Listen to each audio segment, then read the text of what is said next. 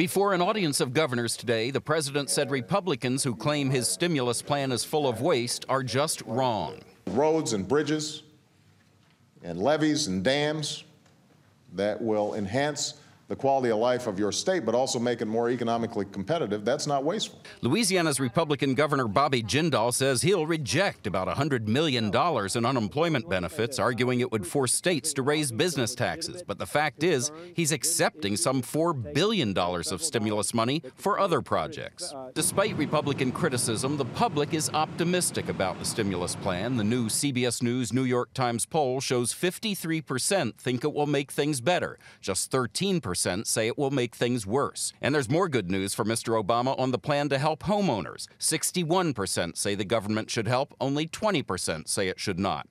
But for the third big piece of the economic plan, giving money to banks, the news is not so good. Only 39% approve. The president says all three parts of the nearly $2 trillion plan are necessary to turn the economy around in the short run. But with debt piling up, today he sounded the alarm about the long term. We cannot and will not sustain deficits like these without end. At a bipartisan White House summit on fiscal responsibility, the president promised to cut the deficit from $1.3 trillion this year to $533 billion 4 years from now. Most of the savings would come from winding down the war in Iraq, ending the Bush tax cuts for people making over $250,000 a year, and cutting spending. Today, after presidential campaign opponent John McCain suggested cutting a Pentagon contract for a new Marine One, your helicopter is now going to cost as much as Air Force One.